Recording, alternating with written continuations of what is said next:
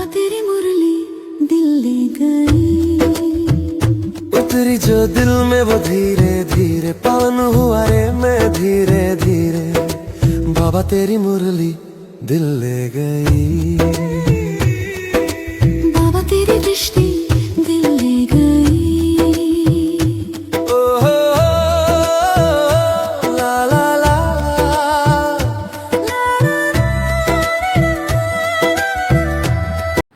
ओम शांति। आज हम बाबा की 12 जून 2026 की साकार मुरली सुनेंगे। प्रातः मुरली ओम शांति बाप दादा मधुबन। आज प्यारे मीठे बाबा बोले, मीठे बच्चे, मीठे सेंसिबल बच्चे, सदा याद रखो कि हम अविनाशी आत्मा हैं। कौन है हम? सदा याद रखो कि हम अविनाशी आत्मा हैं। हमें अब बाप के साथ पहले तबके अर्थात फ्लोर में जाना है। हमें अब बाप के साथ पहले तबके अर्थात फ्लोर में जाना है। आज का प्रश्न है कि कौन सी मेहनत तुम हर एक बच्चे को अवश्य करनी है। कौन सी मेहनत है? उत्तर है, बाबा तुम्हें जो इतनी नॉलेज देते हैं उसे अपनी दिल से लगाते रहो। अंदर ही अंदर उसको मनन कर हजम करो, जिससे शक्ति मिलेगी। यह मेहनत अवश्य हर एक को करनी चाहिए। जो ऐसी गुप्त मेहनत करते हैं वह सदा हर्षित रहते हैं। उन्हें नशा रहता है कि हमें पढ़ाने वाला कौन है, हम किसके सामने बैठे हैं। बाबा कहते हैं कि वह ऐसी गुप्त मेहनत करते हैं कि वह सदा हर्षित रहते हैं। उन्हें नशा रहता है कि हमें पढ़ाने वाला कौन है, हम किसके सामने बैठे हैं। अच्छा, ओम शांति ओम शांति। यह किसने कहा? 2 बार कहते हैं ओम शांति ओम शांति। एक है शिव बाबा ने कहा, एक ब्रह्मा बाप ने। यह बाप दादा इकट्ठे हैं तो दोनों को बोलना पड़े ओम शांति ओम शांति। अब पहले किसने कहा और बाद में किसने कहा? पहले शिव बाबा ने कहा ओम शांति, मैं शांति का सागर हूँ। पीछे किसने कहा? दादा की आत्मा ने कहा। बच्चों को याद दिलाने आत्मा बाबा ने कहा कि बच्चों को याद दिलाते हैं कि ओम शांति, मैं तो सदैव देही अभिमानी हूँ, कभी देह अभिमान में नहीं आता हूँ। माना बाप बच्चों को याद दिलाते हैं कि मैं तो सदैव देही अभिमानी, कभी देह अभिमान में नहीं आता हूँ। एक ही बाप है जो सदैव देही अभिमानी रहते हैं। ब्रह्मा विष्णु शंकर ऐसा नहीं कहेंगे। तो किसने कहा? शिव बाबा ने कहा। तुम जानते हो कि ब्रह्मा विष्णु शंकर का भी सूक्ष्म रूप है। तो ओम शांति करने वाला एक शिव बाबा है जिसको कोई शरीर नहीं है, न सूक्ष्म शरीर है न साकार शरीर है ना, कोई शरीर नहीं। बाप तुमको अच्छी रीति समझाते हैं और कहते हैं मैं एक ही बार आता हूँ, मैं सदैव देही अभिमानी हूँ।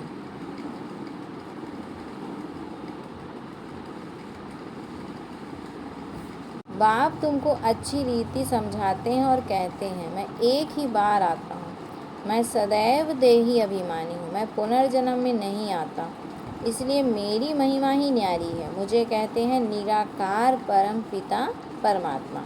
भक्ति मार्ग में भी शिव के लिए कहेंगे निराकार परम पिता परमात्मा है। क्या कहते हैं? निराकार कौन है? परम पिता परमात्मा है। निराकार की पूजा होती है, वह कभी देह में नहीं आते हैं अर्थात देह अभिमानी नहीं बनते। देह में नहीं आने का मतलब कि देह अभिमानी नहीं बनते, मतलब देह में रहते हुए भी देह से परे रहते हैं। अच्छा, फिर उसके नीचे आओ सूक्ष्म वतन में, जहाँ ब्रह्मा विष्णु शंकर रहते हैं। शिव का नाम रूप तो देखने में नहीं आता है, चित्र बनते हैं, लेकिन वह निराकार, वह कभी साकार बनते ही नहीं। पूजा भी निराकार की ही होती है। तो बच्चों की बुद्धि में सारा ज्ञान रहता है।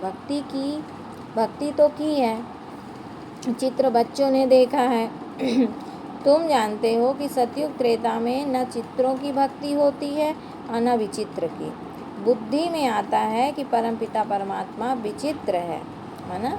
वहाँ आत्माभिमानी स्टेज रहती है, इसलिए वहाँ चित्रों की भक्ति भी नहीं होती है और न किसी प्रकार से विचित्र की।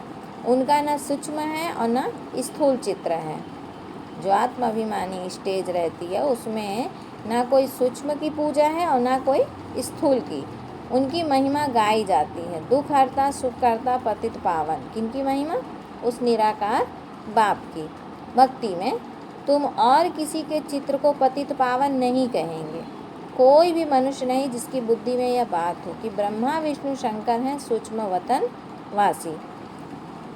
पहला तबका, फिर दूसरा तबका, उच्चते उच्च मूल वतन। उस तबके में रहने वाला है परमपिता परमात्मा। सेकेंड नंबर तबके में सूक्ष्म शरीर वाले हैं। थर्ड तबके में स्थूल शरीरधारी हैं। पहले तबके में क्या बोला बाबा ने? पहले तबका जिसको बोला बाबा ने कि उच्चते उच्च मूल वतन, उस तबके में रहने वाला है परमपिता परमात्मा। सेकेंड नंबर तबके में सूक्ष्म शरीर वाले हैं और थर्ड नंबर में स्थूल शरीरधारी। इसमें मूंझना नहीं है, यह बातें सिवाय परमपिता परमात्मा के कोई समझा नहीं सकता है। ऊपर में सृष्टि है आत्माओं की, उसको कहा जाता है निराकारी दुनिया। हम सब आत्माओं की दुनिया, इनकॉर्पोरियल वर्ल्ड। फिर हम आत्माएं कॉर्पोरियल वर्ल्ड में आती हैं। वहाँ है आत्माएं, यहाँ है जीवात्माएं। ये बुद्धि में रहना चाहिए। बरोबर हम निराकारी बाबा के बच्चे हैं। हम भी पहले निराकार बाप के पास रहते थे। निराकारी दुनिया में ही आत्माएं रहती हैं, जो अभी तक पाठ बजाने के लिए आते रहते हैं साकार में। वह हो गया निराकार बाप का वतन। हम आत्मा हैं, यह नशा होना चाहिए। अविनाशी चीज़ का नशा रहना चाहिए, विनाशी चीज़ का थोड़े ही होना चाहिए। देह के नशे वाले को देह अभिमानी कहा जाता है। क्या कहा शिव बाबा ने कि देह के नशे वाले को देह अभिमानी कहा जाता है। देह अभिमानी अच्छे व आत्म अभिमानी अच्छे। सेंसिबल कौन? आत्म अभिमानी। तो आत्मा ही अविनाशी है, देह तो विनाशी है। आत्मा कहती है हम 84 देह लेते हैं। हम आत्मा परम धाम में बाप के साथ रहने वाली है, वहाँ से आते हैं यहाँ पार्ट बजाने। आत्मा कहती है ओ बाबा। साकारी सृष्टि में है साकारी बाबा, निराकारी सृष्टि में है निराकार बाबा। यह तो बिल्कुल सहज बात है। अब ब्रह्मा को कहते हैं प्रजापिता ब्रह्मा, सो तो यहाँ ठहरा ना। वहाँ हम आत्माएं सब एक बाप के ब्रदर्स हैं। बाप शिव के साथ रहने वाले हैं।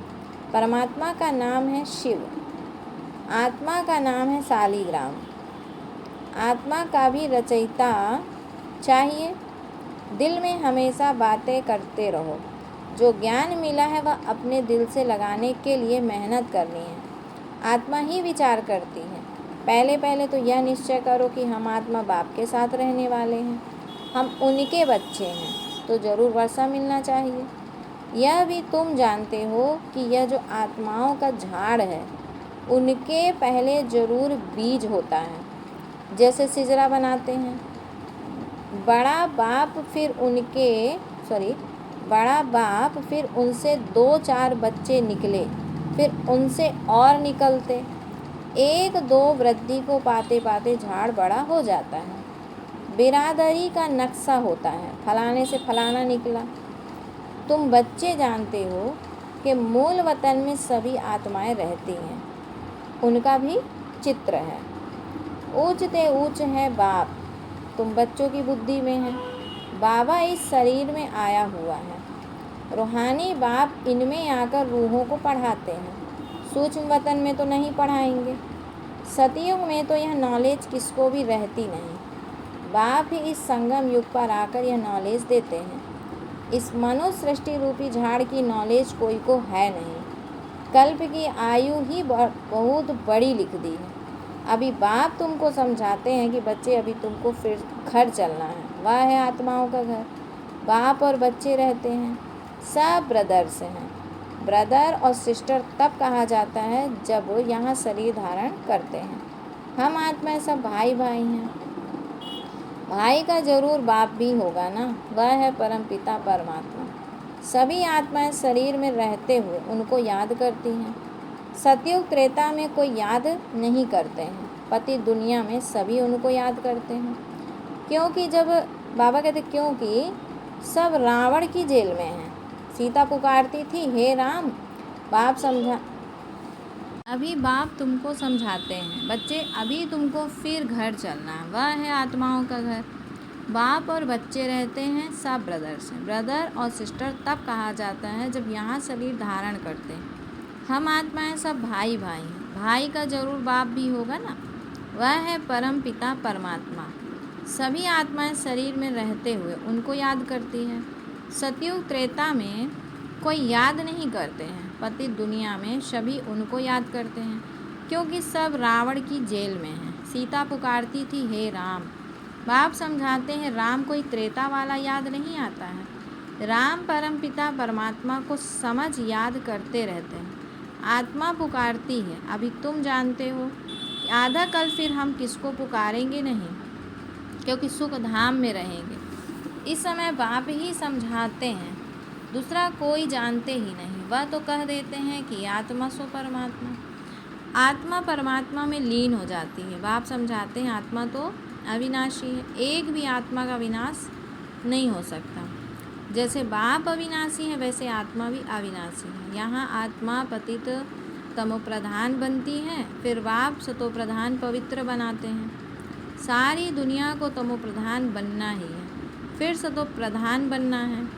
पतित दुनिया को पावन बनाने बाप को आना पड़ता है। उनको कहते ही हैं गॉड फादर। बाप भी अविनाशी है, हम आत्माएं भी अविनाशी हैं। यह ड्रामा भी अविनाशी है। तुम बच्चे जानते हो कि ये वर्ल्ड की हिस्ट्री ज्योग्राफी कैसे रिपीट होती है। इन चारों युगों में हमारा पार्ट चलता है। हम सूर्यवंशी फिर चंद्रवंशी बनते हैं। चंद्रवंशी जैसे सेकेंड ग्रेड में आ जाते हैं। 14 कला वालों को सूर्यवंशी नहीं कह सकते। वास्तव में देवी देवता भी उन्हों को नहीं कह सकते। देवी देवता संपूर्ण निर्विकारी 16 कला संपूर्ण को कहा जाता है। राम को 14 कला संपन्न कहेंगे। तुम्हारे ही 84 जन्मों का हिसाब समझाया जाता है। नई चीज़ फिर पुरानी होती है तो वह मज़ा नहीं रहता है। तो पहले संपूर्ण पवित्र रहते हैं, फिर थोड़े वर्ष पास होंगे तो थोड़ा पुराना कहेंगे। मकान का भी मिसाल दिया जाता है। ऐसे हर चीज़ होती है, लागत ऐसे हर चीज़ होती है। यह दुनिया भी एक बड़ा मांडवा है। यह आकाश तत्व बहुत बड़ा है। इसका कोई अंत नहीं। इनकी एंड कहाँ है वह निकाल नहीं सकते। चलते जाओ, एंड हो नहीं सकती। ब्रह्म महातत्व की भी कोई एंड हो नहीं सकती। ये साइंस वाले कितनी कोशिश करते हैं एंड देखने की, लेकिन जा नहीं सकते, अंत पा नहीं सकते। ब्रह्म तत्व बहुत बड़ा बेअंत है। हम आत्माएं बहुत थोड़ी जगह में रहती हैं। यहाँ बिल्डिंग आदि कितनी बड़ी बड़ी बनाते हैं। स्पेस धरती की बहुत बड़ी है। खेती आदि भी तो चाहिए ना। वहाँ तो सिर्फ आत्माएं रहती हैं। आत्मा शरीर बिगर कैसे खाएगी। वहाँ तो अभोक्ता हैं। खाने व भोगने आदि की कोई चीज़ होती नहीं। क्या कहा बाबा ने कि बाप समझाते हैं कि यह ज्ञान तुम बच्चों को एक ही बार मिलता है, फिर कल्प बाद तुम बच्चों को दिया जाता है। तो यह नशा होना चाहिए कि हम देवता धर्म वाले थे।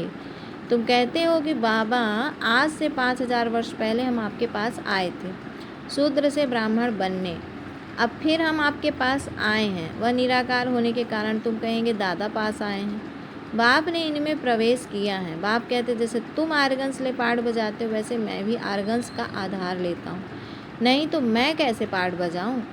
शिव जयंती भी मनाते हैं। शिव तो निराकार है, उनकी जयंती कैसे हुई। मनुष्य तो एक शरीर छोड़ दूसरा लेते हैं। तो बाप कहते मैं कैसे आकर तुम बच्चों को राजयोग सिखाऊं। मनुष्य से देवता बनाने के लिए राजयोग बाप ही आकर सिखाते हैं। मुझे ही पतित पावन ज्ञान का सागर कहते। मुझे झाड़ के आदि मध्य अंत का मालूम है। तुम बच्चे समझते हो कि बाबा इसमें प्रवेश कर हमको सब नॉलेज समझाते हैं। ब्रह्मा विष्णु शंकर के पार्ट को भी समझना चाहिए। बाप को तो समझा है कि वह पतित पावन है। हर एक की महिमा अलग अलग, ड्यूटी अलग अलग होती। प्रेसिडेंट, प्राइम मिनिस्टर आदि बनते हैं। आत्मा कहती है यह मेरा शरीर है, मैं प्राइम मिनिस्टर हूँ।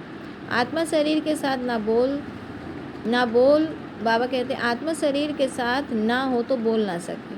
शिव बाबा भी है निराकार, उनको भी बोलने के लिए कर्मेंद्रियों का आधार लेना पड़ता है। इसीलिए दिखाते हैं मुख से गंगा निकली। अब शिव तो है बिंदी, उनको मुख कहाँ से आया, तो इसमें आकर बैठते हैं, उससे ज्ञान गंगा बहाते हैं। बाप को ही सब याद करते, हे पतित पावन आओ, हमको इस दुख से छुड़ाओ। बड़े ते बड़ा सर्जन है, उसमें ही पतितों को पावन बनाने का ज्ञान है। सर्व पतितों को पावन बनाने वाला एक सर्जन है। सतयुग में सब निरोगी होते हैं। यह लक्ष्मी नारायण सतयुग के मालिक हैं। इसको ऐसे कर्म किसने सिखाए जो ऐसे निरोगी बने? तो बाप ही यहाँ का श्रेष्ठ कर्म सिखलाते हैं। यहाँ तो कर्म ही कूटते रहते हैं। सतयुग में तो ऐसा नहीं कहेंगे कि कर्म ऐसे हैं, वहाँ तो कोई दुख रोग होता ही नहीं। यहाँ तो एक दो को दुखी देते रहते हैं। सतयुग त्रेता में दुख की तो बात ही नहीं होती। जो कहा जाए कि यह कर्मों का भोग है, कर्म अकर्म और विकर्म का अर्थ कोई समझ भी नहीं सकते। तुम जानते हो कि हर एक चीज़ पहले सतो प्रधान फिर सतो रजो तमो बनती है। सतयुग में 5 तत्व भी सतो प्रधान रहते हैं। हमारे शरीर भी सतो प्रधान प्रकृति के होते हैं। फिर आत्मा की 2 कला कम होने से शरीर भी ऐसे बनते हैं। सृष्टि की भी 2 कला कम हो जाती है। ये सब बाप बैठ ही समझाते हैं, दूसरा कोई समझा ना सके। अच्छा, मीठे मीठे सिकिल्दे बच्चों प्रति माता पिता बाप दादा का याद प्यार और गुड मॉर्निंग। रूहानी बाप की रूहानी बच्चों को नमस्ते। हम रूहानी बच्चों की रूहानी माता पिता बाप दादा को याद प्यार गुड मॉर्निंग और नमस्ते। फिर है धारणा के लिए मुख्य सार। बाबा बोले, अभी से ही बाप की श्रीमत पर ऐसा श्रेष्ठ कर्म करने हैं जो फिर कभी कर्म कूटने ना पड़े, अर्थात कर्मों की सजाएं ना खानी पड़े। दूसरा है किसी भी विनाशी चीज़ का नशा नहीं रखना है। यह देह भी विनाशी है, इसका भी नशा नहीं रखना है, सेंसिबल बनना है। किसी भी विनाशी चीज़ का नशा नहीं रखना है। यह देह भी विनाशी है, इसका भी नशा नहीं रखना है, सेंसिबल बनना है। फिर बाबा वरदान देते हैं, इस पुरानी दुनिया को विदेश समझ, इससे उपराम रहने वाले स्वदेशी भव। जैसे कई लोग विदेश की चीज़ों को टच भी नहीं करते हैं, समझते हैं अपने देश की चीज़ का प्रयोग करें। ऐसे आप लोगों के लिए यह पुरानी दुनिया ही विदेश है। इससे उपराम रहो, अर्थात पुरानी दुनिया की जो चीज़ें हैं, स्वभाव संस्कार हैं, उनकी तरफ जरा भी आकर्षित ना हो। स्वदेशी बनो, अर्थात आत्मिक रूप में अपने ऊंचे देश परम धाम अर्थात और इस ईश्वरीय परिवार के हिसाब से मधुवन देश के निवासी समझ इसके नशे में रहो। ईश्वरीय परिवार के हिसाब से मधुवन देश के निवासी समझ इसके नशे में रहो। अच्छा, आज का स्लोगन है, झमेलों में फंसने के बजाय सदा मिलन मेले में रहो। झमेलों में फंसने के बजाय सदा मिलन मेले में रहो। आज का व्यक्ति इशारा है, होली हंस की विशेषता सरल चित्त, सरल वाणी, सरल वृत्ति, सरल दृष्टि। बाप दादा को सबसे प्रिय, सबसे समीप साफ दिल वाले प्यारे हैं। साफ दिल सदा बाप दादा के दिल तक नसीब। सर्वश्रेष्ठ संकल्प पूर्ण होने के कारण वृत्ति में, दृष्टि में, बोल में, संबंध संपर्क में सरल और स्पष्ट एक समान दिखाई देते हैं। सर्वश्रेष्ठ संकल्प पूर्ण होने के कारण वृत्ति में, दृष्टि में, बोल में, संबंध संपर्क में सरल और स्पष्ट एक समान दिखाई देते हैं। अच्छा, ओम शांति, ओम शांति। कोई दिल लुभाता है, रिश्ते ये ड्रामा बनाता है, करके मेरी यादों में तुम, मेरी बातों में तुम,